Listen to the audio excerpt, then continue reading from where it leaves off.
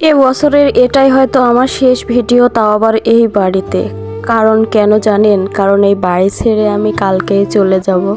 দীর্ঘ 9টা বছর এই বাড়িতে কাটিয়েছি, নিজের মতো করে থেকেছি। কখনো ভাবিনি যে ভাড়া বাড়িতে আসি, ভাবছি যে এটা আমার নিজেরই বাড়ি। যখনই ভাবছি না যে বাড়িতে ছেড়ে আমি চলে যাব কালকে, তখন মনের ভিতরটা কেমন যে হয়ে উঠতেছে, হাত পা মনে হচ্ছে কাঁপুনি দিয়ে উঠতেছে। মানে ভালোই লাগছে না কিছু, আমার অটোমেটিক কান্না বের হয়ে আসতেছে। বাড়িওয়ালি আন্টি, তার মেয়ে, তার ছেলের বউ সবাই বলছিল জিসানের আম্মু তো চলে যাবে, তো পিকনিক করে আমাদের সবাইকে রান্না করে খাওয়াই রেখে যাক, আমরা মনে রাখবো।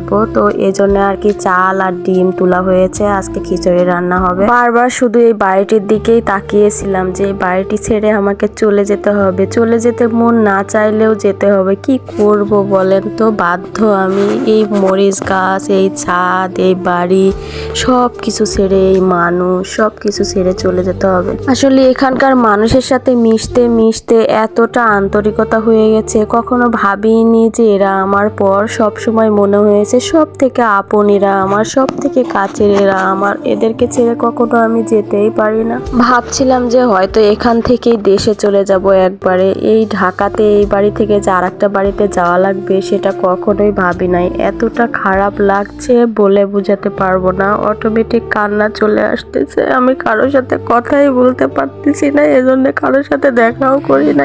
জানি না এই মানুষগুলোর মায়া কাটিয়ে আমি কিভাবে থাকবো। সবাই আমাকে এতটা বেশি ভালোবাসে, সেগুলো মানে আপনারা না দেখলে বুঝতে পারবেন না। কারোর সাথে কখনো আমার দুই কথা লাগে নাই। বিয়ের 4 মাস পরে বাবাকে হারিয়েছিলাম, তখন থেকে এই বাড়িতে থাকা আর বাড়িওয়ালা খালু সব সময় বাবার মতো করে আগলে রেখেছে, খোঁজ খবর নিয়েছে। আমার ছেলেকেও নিজের দাদার মতো করে ভালোবেসেছে। কতটা যে আপন করে রেখেছে সেটা বলার বাহিরে। আসলে বাড়িওয়ালা মানুষ হয়ে ভাড়াটিয়াকে যে এত ভালোবাসবে, নিজের মেয়ের জায়গা দিবে, সেটা আসলে কখনোই ভাবা যায় না। কিন্তু আমাকে দিয়েছে, নিজের মেয়ের মতো করে ভালোবাসে। যখন যেটা বলেছি সমস্যা হলে সেটাই সবসময় সমাধান করার চেষ্টা করেছে, সমাধান করে দিয়ে। সবাই যখন আবদার করেছে যে আমি চলে যাব, সবাইকে রান্না করে খাওয়াই রেখে যাব, আবদার কি করে ফেলবো বলেন তো? তাই কি ফেলা যায়?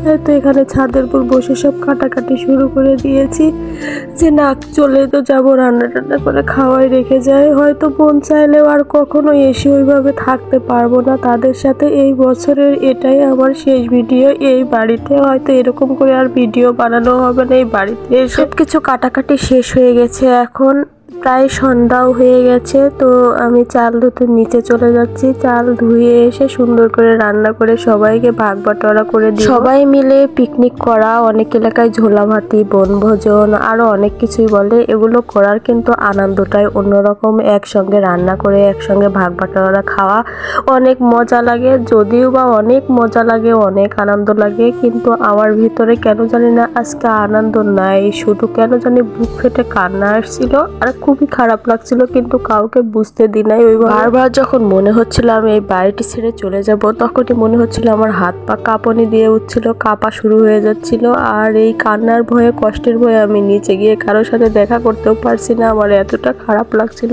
এই বাড়ির প্রত্যেকটি মানুষের জন্য দোয়া করি, সবাই যেন খুব ভালো থাকে। আর বাড়িয়ালি খালা, খালু, তার মেয়ে, তার ছেলে, ছেলের বউ সবাই যেন অনেক ভালো থাকে, দোয়া করি। সবাইকে আল্লাহ বাঁচিয়ে রাখুক, যেখানেই থাকি, যেভাবেই থাকি। হয়তো পরিস্থিতির কারণে ওইভাবে সব সময় আসতে পারবো না, কিন্তু যদি পারি মাসে একবার করে হলেও এসে সবার সাথে দেখা করে যাব আমি। কারণ এখানকার মানুষের প্রতি আমার অন্যরকম মায়া তৈরি হয়ে গিয়েছে। সবাইকে আমি অনেক বেশি মিস করব, আর এই মায়া কাটিয়ে উঠতে হয়তো আমার অনেকটা সময় লাগবে। যাই হোক, আনন্দের মধ্যে ওইসব কষ্টের কথা বাদ দিই। দেখেন এখানে আমি মশলা কষানোর পরে চাল আর ডাল ঢেলে দিয়েছিলাম আর সুন্দর করে নাড়াচাড়া করছিলাম। চালের চেয়ে পাতিলটা ছোট হয়ে গেছে, এজন্য পাতিলটা চেঞ্জ করছিলাম। অলরেডি খিচুড়ি আমার হয়ে গেছে, আর একটু থাকলেই হয়ে যাবে। এখন একটু ঢেকে রেখে তারপরে সবাইকে ভাগ বাটোয়ারা করে দিব। বিকেলবেলা হলে বেশি ভালো হতো, ছাদের উপর পাটি পেরে সবাই একসাথে খেতে পারতাম, কিন্তু রাত হয়ে গেছে জন্য কিছু করার নাই, সবাইকে ভাগ করে করে এখন দিয়ে দিব। খিচুড়ির কালারটা দেখে বোঝা যাচ্ছে যে জাস্ট ওয়াও হবে। জানি না কেমন হয়েছে, তবে মনে হয় মোটামুটি ভালো হয়েছিল, খুব বেশি একটা ভালো না হলেও। তো আমার জন্য সবাই দোয়া করবেন, আমি যেখানেই থাকি যেভাবেই থাকি ভালো যেন থাকতে পারি, সুস্থ যেন থাকতে পারি। আমার ছেলের জন্যও সবাই দোয়া করবেন। লাস্টে একটা কথাই বলবো, সবার কাছে ক্ষমা প্রার্থী আমি। যদি কোনো ভুল ত্রুটি করে থাকি সবাই আমাকে মাফ করে দিবেন, ক্ষমা করে দিবেন, কারণ মানুষের তো নিঃশ্বাসের কোনো বিশ্বাস নেই।